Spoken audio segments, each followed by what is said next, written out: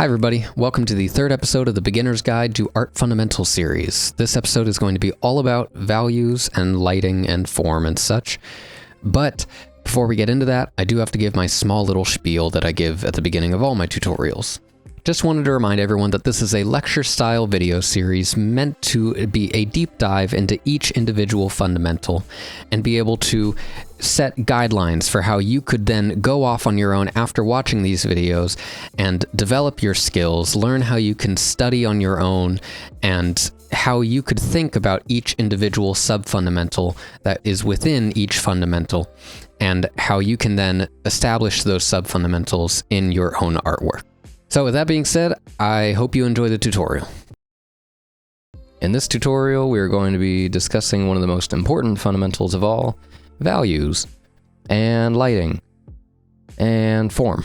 All of them. The reason why we're going to be talking about all three of those today is because values are kind of affected by the lighting, and form will affect the position of the lighting as well. So, to keep with the habit of the series, let's first kind of go over what value, lighting, and form are in terms of art.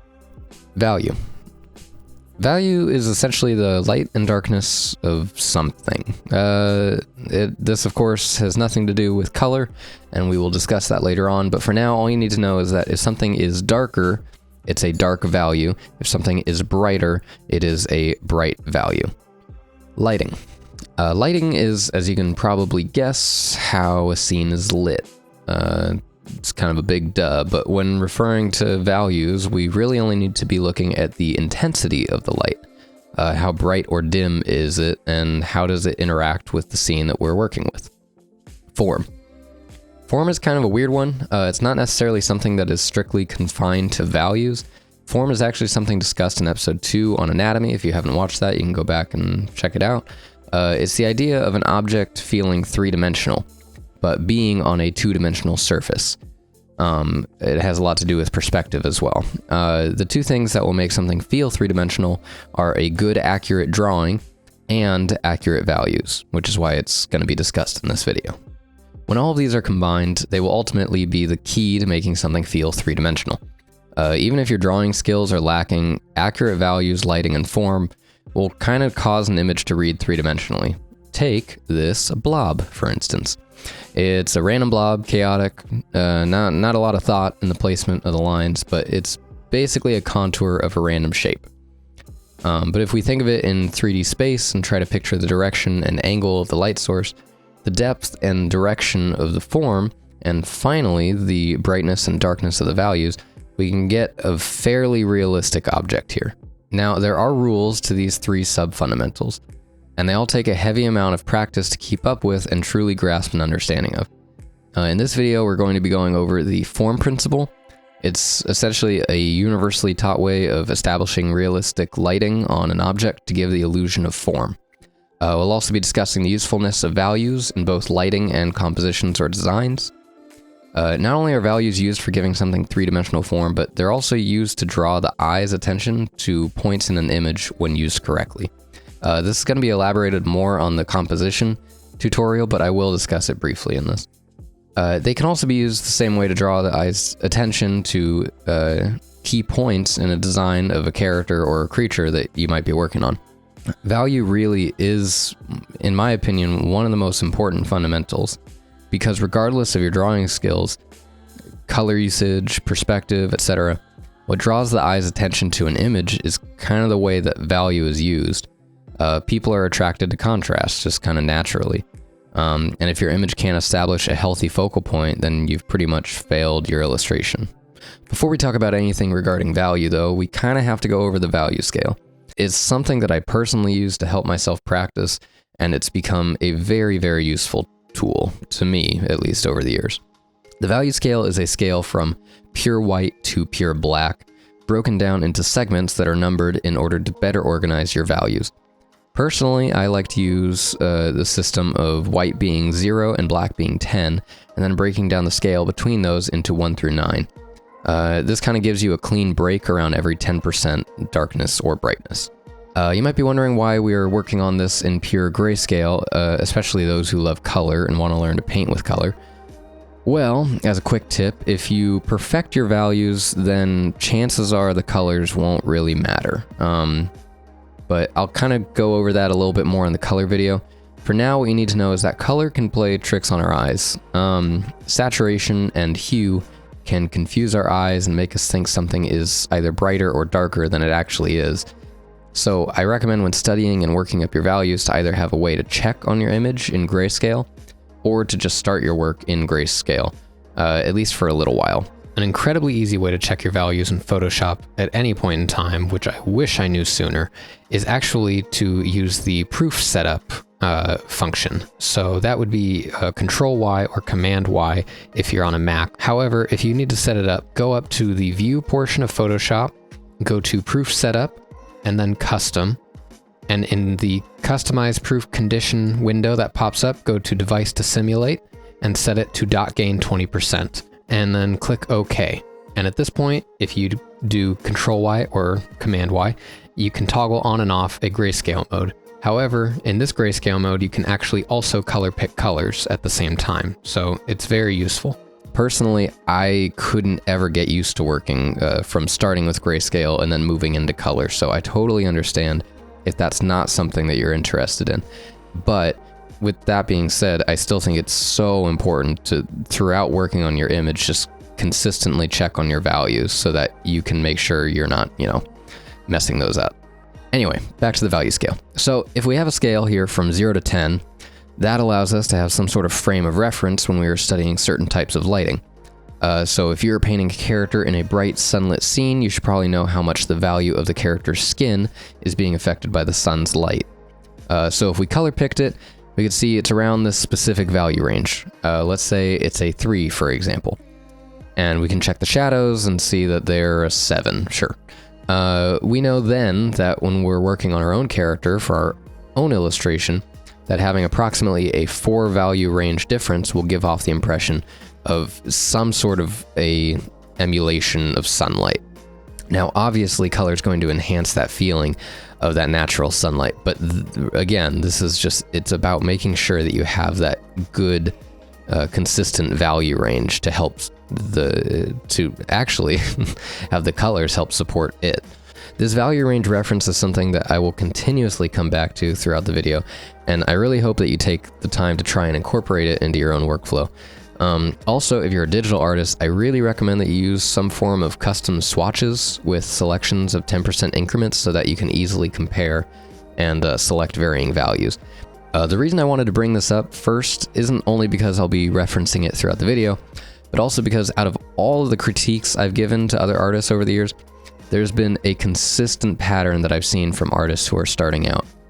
Most artists have the habit of either maintaining their value range within the midtones and being too hesitant to really go too bright or really dark, or you have the complete opposite and someone has too much contrast with not as many midtones within the image.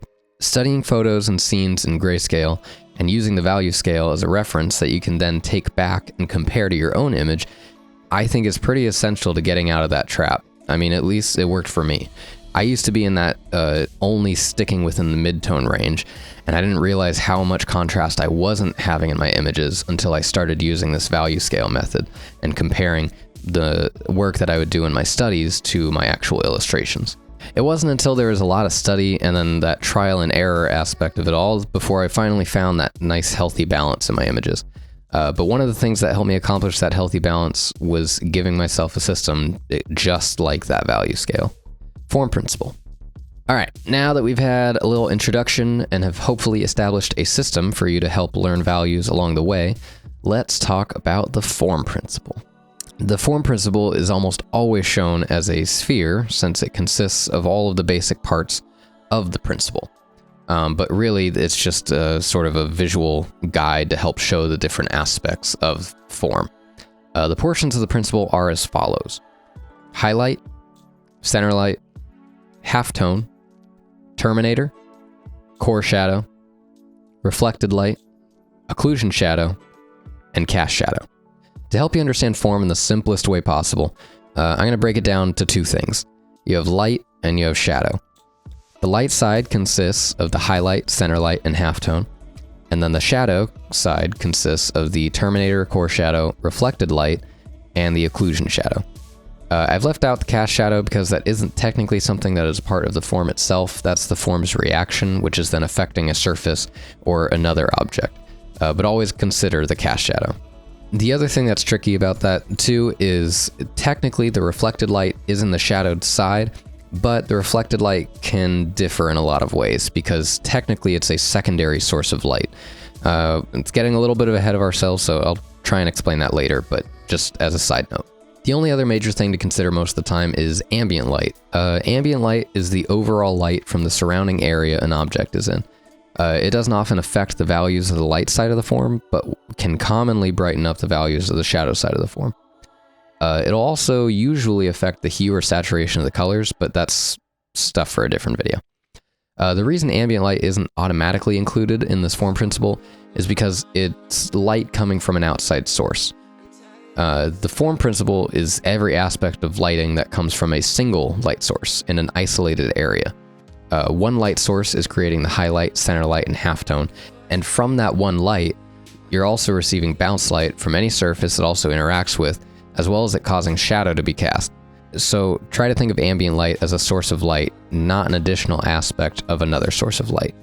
Every object consists of the aspects of the form principle when it's lit. Some objects aren't always going to react the same way though. The principle can be applied to something even as potentially chaotic as something like chrome. But the reflectivity of the material can make it difficult to spot the different aspects. Most of the time, the difference between materials are a matter of how much they reflect light. You can have matte materials like your average cloth, where you'll barely notice certain aspects of the form principle like reflected light or highlights. They're there, but much more faint than on other materials. Then you have the complete opposite, chrome, where the highlight is almost just as bright as the light source itself, and the reflected light is so intense that it reflects a mirror image of it back at the viewer. These two features, the highlight and reflected light, seem to be the biggest differentiator between different materials and how to depict them visually. Cloth has very little to no highlight, and as well as reflected light, and as well as the light sources themselves kind of being spread out wider in space. They're less confined. A clean leather has a slightly more reflective surface, and you can see it when it bends, how it can reflect the light back towards us. And finally, metal has a more reflective surface and a sharper highlight and bounce light. I think understanding these three different materials, one, it will carry you really far when doing any type of fantasy art, because cloth, leather, and metal are three of the most commonly used materials out there. But also, I think it's just a really good practice to study something that is a matte material, study something that is a reflective material, and study some sort of a material that's in between. But what are all of these different aspects of the form principle? Let's blue-skidoo our way into learning these different parts and try and define them simply for you. Highlight. The highlight is a reflection of the source of light being emitted onto the object. Highlights will not always be very evident, and in some cases will not be on a particular portion of the surface at all. This is the trickiest thing about metal, I think, is that if you have a metal cube, for instance, you naturally want to make it feel very metallic, so you probably want little highlights all throughout. But really, if a portion of this cube is being lit, but not with the center light and closer to the halftone, there won't be a highlight on that portion of the cube. Highlights also change direction depending on where you're viewing the object, because it's a reflection. The rest of the principles react the same way from no matter what angle you're observing them at, but the highlight's different. Just remember, the highlight has to be within the center light, otherwise it won't exist. Center light. Yeah, the highlight was a little bit more complicated to explain than I thought. I think it's easier from here on out, hopefully. The center light is, as you could probably guess, the central area being lit by the object. This takes up the majority of the light side of the object and has little to no transition in value depending on the material. Halftone. This is the last portion of the light before the object then makes the leap into shadow. It transitions in value slightly from the center light, but still not too much. This portion is often found to be the warmest in color since it is in contrast with the desaturation and/or differing hues of the shadow side. But that's color. This is the value. Gotta stay on task. Okay. Also, a great tip for learning how to go about discovering an estimated value for the halftone before you jump into shadow is this. The halftone will never go darker than 50% of the shadow's base value. Now, obviously, this is kind of a fairly loose way of practicing it, because if we are working with a smooth sphere, there's going to be a nice soft transition between light and shadow, but it will still have a bit of a jump in comparison to the transitions in the light side alone. But if you're blocking in basic values to get started on something, that is a very quick rule that has never failed me.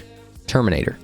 That's right, people. The classic film starring Arnold Schwarzenegger is very, very relevant to mastering value and form in your paintings. So the Terminator is the cutoff point between the light side and the shadow side, to put it as simply as I can possibly put it. Knowing the location and form of the Terminator, I think can be used to completely inform the remainder of the principles of your form. But how do you know where the Terminator is located? Well, in a soft gradual light, such as overcast light, the Terminator is practically non-existent. Sometimes it really just doesn't exist. So let's use direct light as an example for this explanation. To put it simply, the Terminator is located at the cutoff point where the direct source of light is no longer hitting the form. Not where the form tilts slightly. That's still going to be hit by the light the majority of the time. No, it's when you know for sure that the edge of a form is at a complete 90-degree angle to the direction of the light. Technically, when referring to the Terminator, there isn't a value involved. It's more of a process or a portion to consider when drawing or painting your forms. The value portion comes from the shadow itself, which we will kind of sort of discuss next. Core shadow. When I refer to the core shadow, I'm not referring to the actual center of the shadow like the name implies. I'm actually referring to the darkest portion of the object, besides the occlusion shadow, but that's a bit different, and we'll get into that later. I keep overcomplicating this. The core shadow is located just past the Terminator, but it won't always be there. If the reflected light is pushed heavily onto an object, it can actually completely take over the shaded side of the form and will just wash out the core shadow. Think of the core shadow as an area that's being pushed between reflected light and direct light and isn't being hit with a good majority of the ambient light. It's that sweet spot that is technically the darkest portion the shadow can be at without going too dark. Reflected light. Reflected light is a pretty basic concept, but it's one that people either abuse horrendously when starting out, or they just don't use it at all.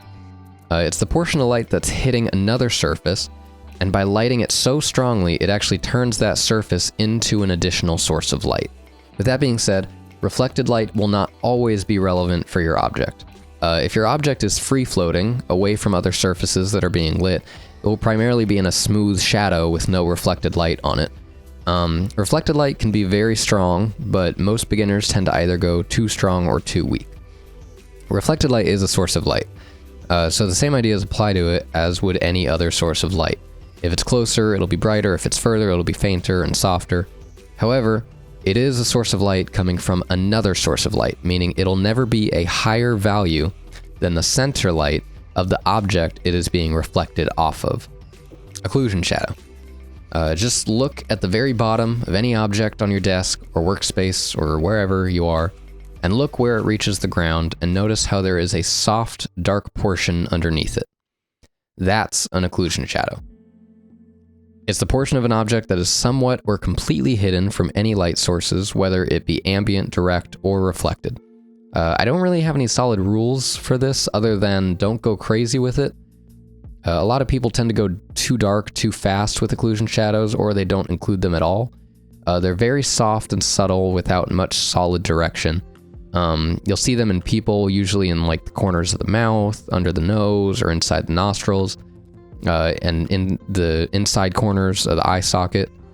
Occlusion shadows can sometimes just be really hard to see though.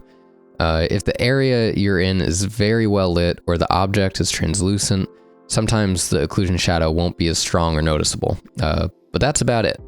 Cast shadow. Cast shadows are the last one. Cast shadows are, yes, a shadow being cast by the object, but how do you know how to replicate a cast shadow in your drawing? There are a few things to consider. The cast shadow, in direct light at least, will follow the same angle of the terminator. So wherever the cutoff point is for the terminator, if you follow those lines in perspective, you can get a decent idea of where the cast shadow would lie on a flat surface. Another tip is that the cast shadow will usually lighten up slightly and become slightly softer the further away from the object it gets. This is because the shadow will be moving away from an occlusion shadow and be hit by more ambient or reflected light. Therefore, it'll light up that area that's further away from the object.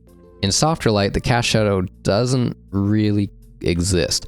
It becomes softer and it turns into more of an occlusion shadow, and that's because so much light is creeping in from all around that it softens out the cast shadow's values. However, you can sort of get some in-betweens, right? Where you can get a semi-direct light that just has a softer cast shadow and will follow, half the direct light rules and half of the soft cast shadow rules. So don't be afraid to play around with that and try and observe what different cast shadows look like. So hopefully you have a bit better of a grasp now on the different portions of form when it's being lit.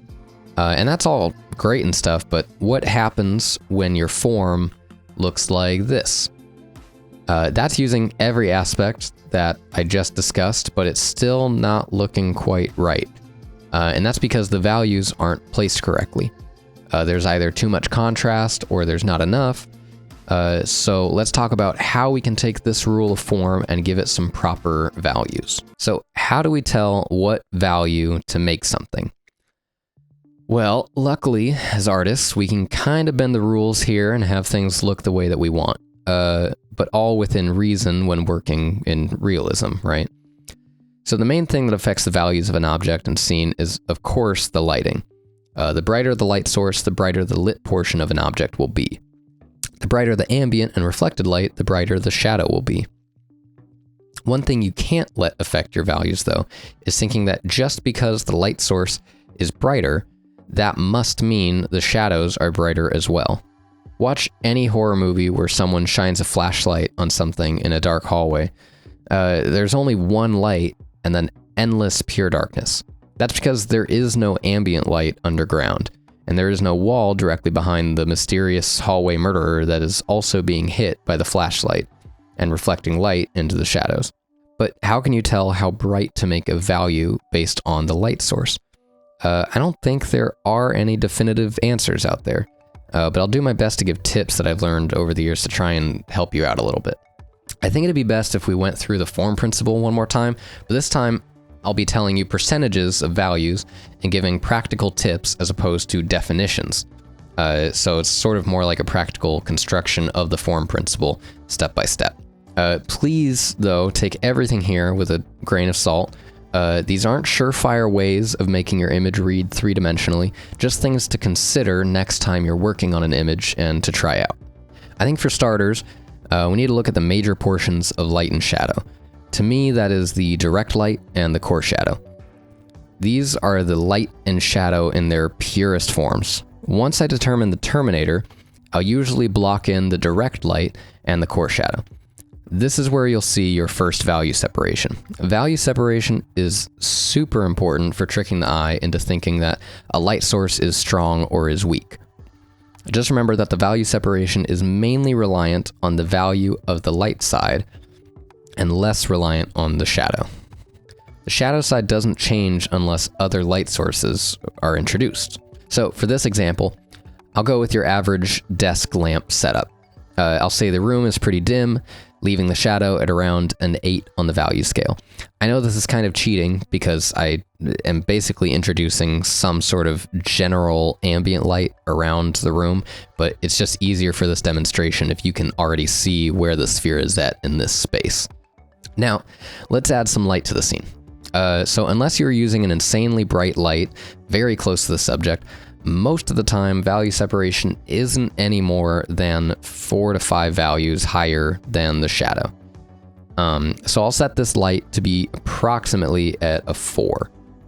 You can see that now that a light source has been added to the scene, that there is also now a cast shadow. You might notice that the cast shadow is darker than the shadow side of the object. This is because the surface area that the object is placed on is 2 values darker than the object itself. So in order to maintain that value separation throughout the image, we have to have everything adapt to the same separation. Our separation is 4 values. Therefore, when the surface is set at a 6 in the light, the shadow must be set at a 10 to keep everything consistent. This is something that we as artists can manipulate if we want in our own images, but keeping this lit in the same lighting keeps things grounded sort of in a reality. The shadow won't remain this value forever though. Ambient light is going to come into play later on and brighten it up a bit, so don't worry about it. Next, let's work on finishing up the light side. So let's add in the halftone. You can see it's a subtle change, and the center light is still taking up a majority of the light side of the form. The halftone might blend into the shadow nicely, but you can still kind of see that drastic shift between light and shadow since we blocked in the Terminator early on when adding in our center light. Just remember, the halftone isn't very dark. All I did to find the approximate halftone for this object was color pick the light and then the shadow and find the halfway value point between the two. So for this particular sphere, it'd be a 6, since in the light it's 4 and in the shadow it's 8. The next step is to add in the highlight. Remember that the highlight is a reflection that we perceive. It's all too common of an occurrence for new artists to place the highlight on the very top edge of the sphere, thinking that it is meant to go at the peak of the object's center light. And that's just not true.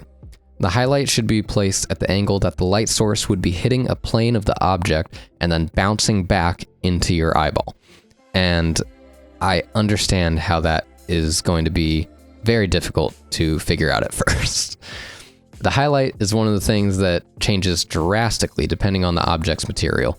But since this is matte, I've kept it very diffused and not much brighter than the center light. It commonly is around like 1 to 2 values higher than your center light, so I place this highlight at around a 3. After the highlight is placed, we're done with the light side of the object. So now we move on to the shadow side. The first thing to consider is there any reflected light? Since our sphere here is on this weird ambiguous surface in a dark realm of mystery, we can kind of see that there would be some bounce light coming in from the surrounding area, also being hit by this light source. So we will color pick the surface that's being lit, and we can see that its value is at around a 6, meaning the value can't be as bright as that is the reflected light, leaving only one more number on the value scale left when broken down into 10s, since our initial core shadow is set at an 8. So we will make this reflected light a 7. This is not a constant, by the way. I really need to bring that up. This isn't a for sure rule to follow. The value scale is only a guide, not a set rule. Please take the time to explore and play around with your values, but understand their limitations. Realistically, this value for reflected light could be anywhere from like a 6.1 to a 7.9. There are so many other values to consider, but this just helps us keep them in check, right? Also, as a side note, I'm mentioning color picking a lot.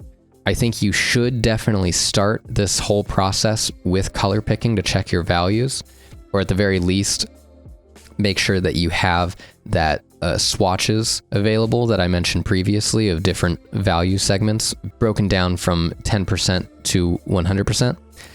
But eventually try and wean off of using the color picker and see if you can just test your eyes on their own. Next, we will add in some ambient light to make this all pop a bit more. The ambient light affects the majority of the upper part of the shadow side, since the light is coming from all upward directions. It also is coming in to lighten up the cast shadow a little bit. And finally, we're going to add in the ambient occlusion. Like I said before, this part is fairly easy. Just keep in mind that none of the ambient occlusion will be on the light side. Also, notice how the ambient occlusion comes into play inside the cast shadow as well, and is kind of hiding from some of that ambient light. Keeping these portions of form in mind while painting is pretty crucial to depicting something with realistic values. You can see here that even if we were to dim the main light source, the object still feels three-dimensional because every aspect of the principle adapts to it. The only thing unchanged was the ambient light, but that doesn't affect the direct light source unless it's brighter than the direct light source itself. All that changed was lowering the value separation in all aspects of the principle that are affected by the light source. That being the highlight, center light, halftone, and the reflected light. Everything else stayed the exact same. please take the time to do this exercise yourself. Go to a local art supply store, invest a couple of bucks in a little wooden sphere and cube, paint them 2 separate colors, one lighter in value and one darker. Hell, maybe just do it gray if you want. Then take the time to do some still life studies. Observe the different parts of the form principle taking place. Notice when objects will reflect light into the other's shadow and how the highlight changes angles and everything else that goes into this principle. It will help immensely. Planes are actually, they're essentially a flat surface, but when introduced to a full 3-dimensional object, it can become a faceted interpretation of something that may normally be perceived as rounded or smooth. The most notable example of this is the very, very useful resource of an Asaro head.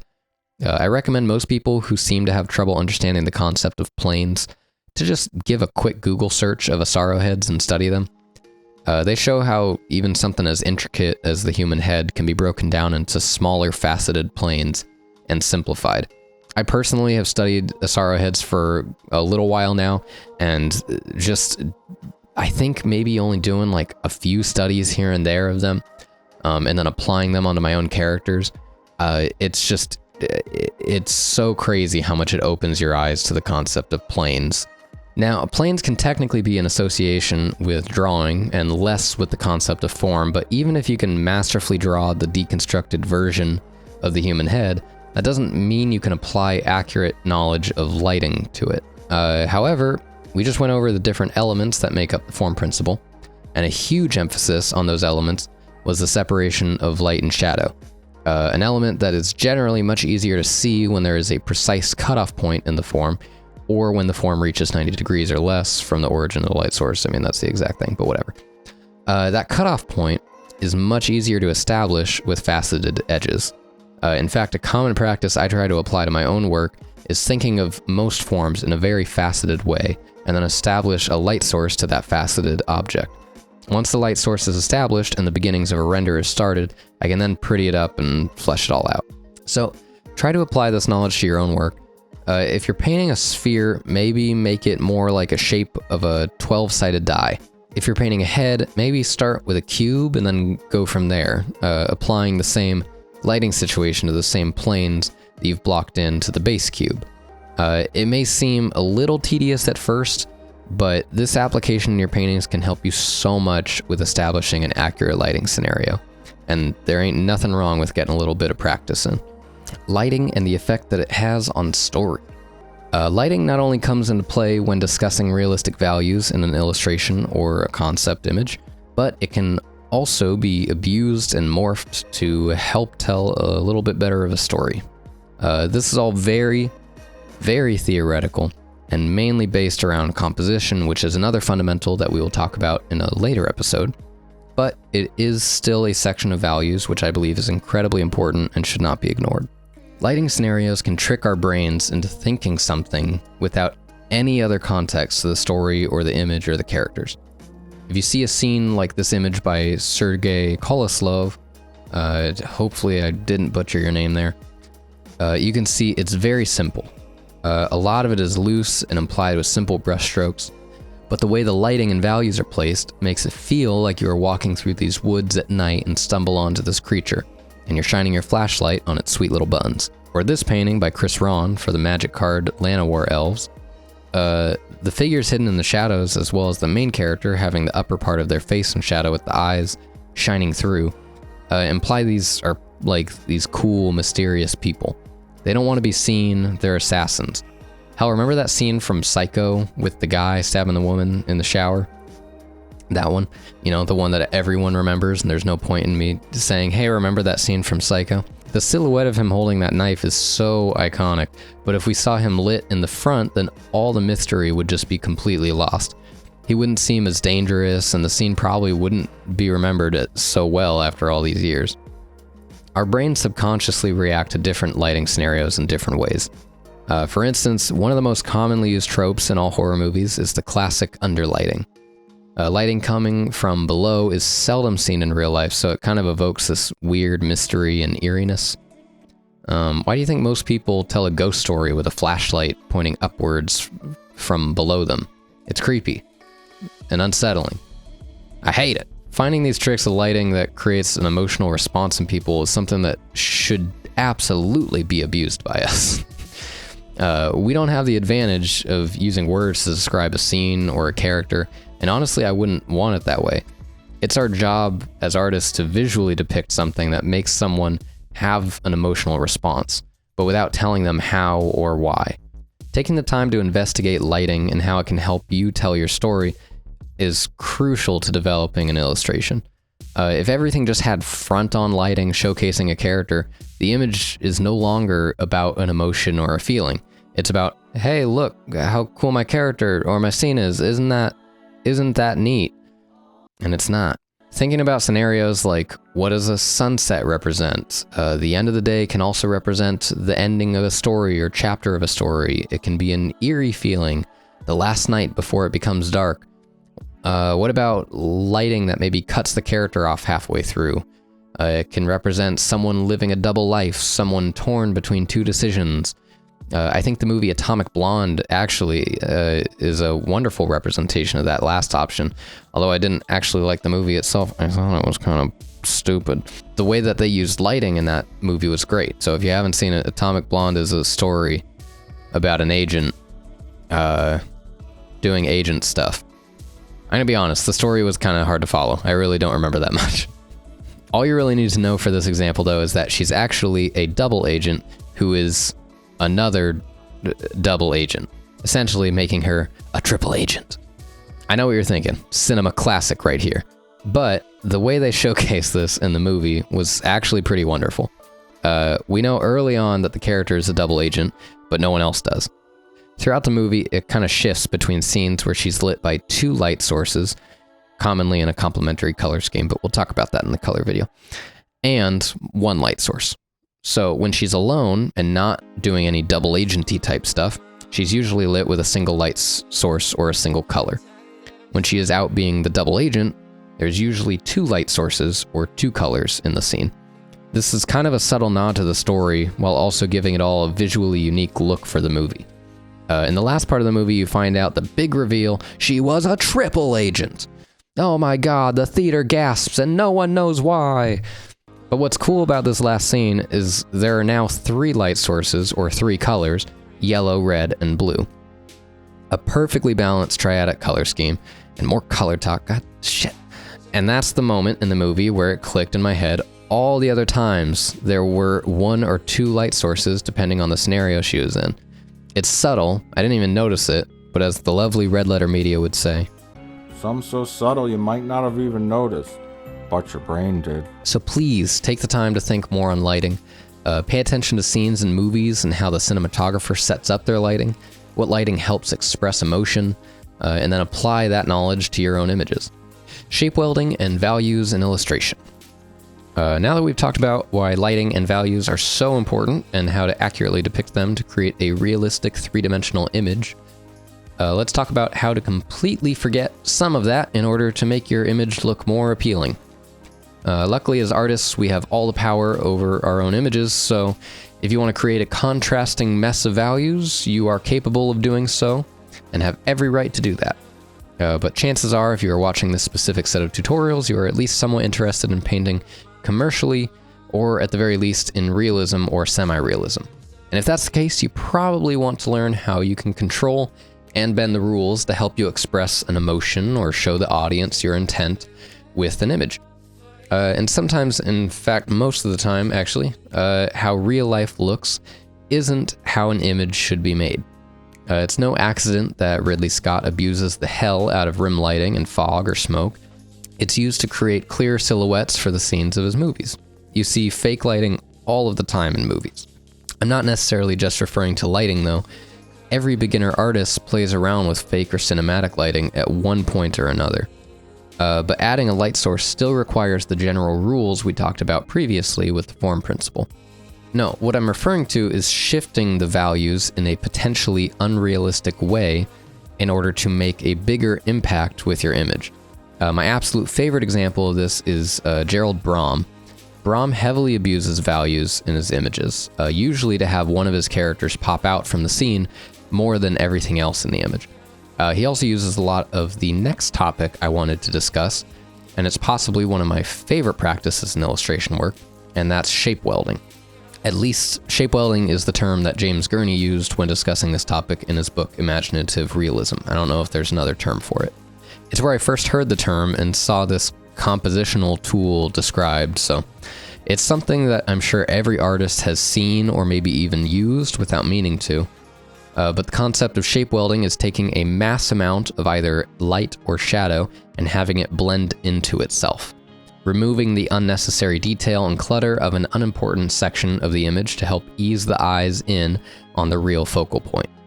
Our eyes are really good at filling in the blanks to certain things, like helping people finish each other's sentences, discovering who the killer is in CSI Miami just before they tell you who it is, or in this case, understand that that blob of shadow or light is in fact, insert shape here. You'll see shape welding used commonly by comic book inkers. When all you have is pure black and pure white to help inform an image, you have to kind of learn to simplify when you can. Not everything can be hatching and cross-hatching until it reads as a person. Look at this Brahm painting, for example. Realistically, the shadows within the hair and skin of this character would be much darker. But if you did darken it, that clear, bright silhouette of the character popping out from their armor and the background wouldn't be as impactful. Not to mention this beautiful lost edge that he's got near the shadow within the eye socket and the background. We'll talk more about lost edges and edge control in the composition video though. But shape welding isn't just limited to areas confined by your character either. Shape welding can occur with any shape of a similar value level in an image. My favorite example of this is this classic painting by Frank Frazetta. Almost everything not being directly hit with light melts away into the shadows of another part of the image. The guard in the background completely fades away within the values of the back pillar. The woman's legs fade into the shadows being cast by her dress. All of the shadows within the jaguar are being simplified to a pen and ink-esque technique, which makes perfect sense knowing that Frank Frazetta came from a background of pen and ink drawings. This image is a perfect example of how simplifying shapes can only increase the impact of your image, and you can see this same technique repeated throughout most of Frazetta's work, a man who was famously known for his impactful compositions. So don't feel confined to the rules of the form principle, but understand them and be able to recreate them whenever possible. But know when to not listen to the science and to listen more with your gut, or heart, or whatever the hell talks to you. The point is that you can't teach when shape welding works and doesn't work. It's something that you have to feel for. You'll fail many, many times, but keep experimenting and playing with new techniques. It'll only increase your skills as an artist. We're nearing the end here for the basics of values and lighting. The final subject to consider is the overall placement of your values. Some artists refer to this portion as graphic design. It's the idea of placing shapes in a certain way to create something that is visually appealing. While we will go over the placement of shapes more in the composition video, for now we will focus solely on the values of those shapes and why that makes an almost bigger impact than the overall placement, arguably. Take this image, for example. This is a very basic arrangement of shapes. Could be the start of a simple image with two figures walking with some sort of a vista and sky behind them. Looks simple enough, nice placement of shapes, etc. But what happens when the values are changed? The scene isn't as easy to read anymore. Not only do the values not convey what the scene is intended to be, but the values of shapes are blending into one another in a way that makes it hard to know what portion we should be focusing on. I remember that when constructing an image, our eyes are most attracted to the highest contrast in values. So previously, when we had two dark characters with a bright cloud as a backdrop for their silhouettes, it read well and made them the proper focal point. But now, the only thing that's guiding our eyes are the shapes, not the values. With a few small adjustments to the unflattering version though, we can make it read completely different from the first version and yet still have a well-balanced graphic design. Just by removing the contrast between the sky and clouds and adding contrast between the background and characters, we can make them pop, but not too much, just enough to have it be pleasing to the eye. Too much contrast in an image can be a little bit jarring for people. This time I'll use an existing painting as an example. This painting is by William Adolphe Bouguereau, Bouguereau, however you say his name. This image is one of my favorites and expresses this really nice idea of graphic design perfectly. The woman in this image is having her silhouette contrast with the black drapery around her. As the drapery gets closer to the horizon in the water, it darkens so it doesn't blend into those values as much. It also crosses over her body, leaving the majority of the silhouette to focus on being near the top of the image. And although her feet are peeking out near the bottom, the values have been lowered to compensate, and the highest contrast still remains on the upper portion of the woman. Combining graphic design and shape welding together can be incredibly effective for having people's eyes ease into your image and rest on the areas of focus that you want them to rest on. We'll go over the concept of shape placement later on in the composition video, but I couldn't miss this subject because it's so important for people to learn early on. Studying techniques. And that's it. That's all the basics to values, in my opinion. There is a mountain of information still out there to learn and discover, but I hope that this was enough to get you set on discovering how you will use and abuse values in your own images. You might now be thinking, okay, well, now that I know about the value scale, form principle, and how to place attractive values into an image, how do I practically get better at that? Because this isn't just something that you can learn and then call it quits because you can just magically apply masterful values into your images. Your eyes will take a long while to adjust to looking for values while painting, and it's going to be an uphill battle for a long time. But there are ways to help your eyes adjust quicker. There are exercises you can apply to your routine to help you when working on a full-fledged illustration and character, and I'll go over those for you. Just keep in mind, this doesn't guarantee your improvement. The only thing that kind of sort of guarantees you improving your understanding of the fundamentals is questioning your own work and challenging yourself to break out of your comfort zone. So try to think critically when working on these exercises and make sure to apply the knowledge you learned from them to a doodle or an illustration or whatever you can. Just try to do it quicker and immediately. Form principle. Luckily, the form principle is an easy thing to study, primarily because it's kind of a science, I guess. You have your notes, your definitions. Now all it takes is being able to identify those parts of the principle and then apply it to your own work. So you can study this by doing what I suggested earlier and painting a wooden sphere or cube that you can get at most arts and craft stores to be just like a neutral gray, and then set it up next to your desk in a dark room with a single light shining on it. And then try to identify the different parts of the principle and write notes on the subject once you are done with your study. Once you're done with your study, try to paint something from your imagination with that same lighting setup. It doesn't need to be a sphere. In fact, it probably shouldn't be, because you should try to challenge your brain with, a brand new shape. You can try to take the same type of thinking and apply it to, I guess, anything else, really. Like a photo of an actor or an actress, if you're a character guy like me at least. This is going to be tougher since the face has many more shapes than it consists of other than just a, single rounded shape. But take your time and observe when there are instances of reflected light, where the highlights are located. Look for the value separation between the light and shadow, etc. Try to count how many light sources there are and then try and reverse engineer the image to determine what angle it's facing the subject. This will help your brain start thinking more actively about lighting and values in your own personal work. Lighting.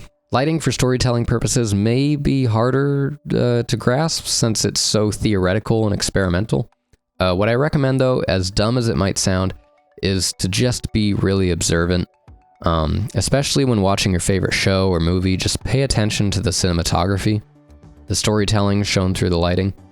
Not every movie is a great example of this, but there are quite a few that are. Look into those and try and study them. The majority of improving on the subject isn't on the repetition and technical skill of it, it's just kind of thinking about it, really.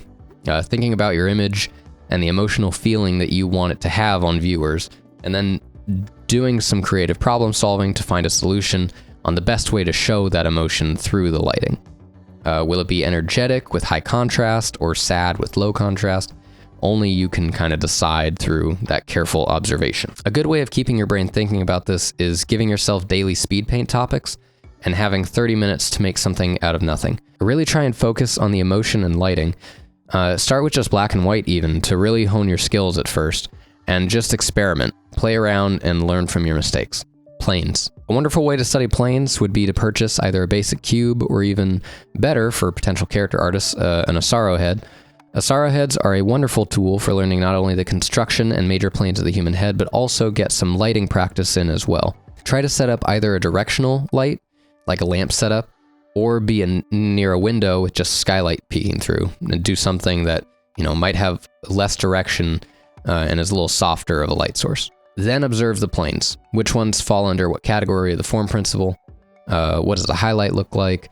How many planes make up the highlight? Also, looking for how bright or dark the values get would be a really good thing to consider while working on this as well. Shape welding and graphic values. This subject is something I recommend actively studying, and luckily you can by doing what most artists naturally do when starting out, and that's by copying the artists that you look up to the most. I highly recommend, out of all artists, to find old traditional masters. Not everybody has to be a fan of Sargent. His subjects might be boring, but there is no denying that man knew his way around value placement, both graphically and with shape welding.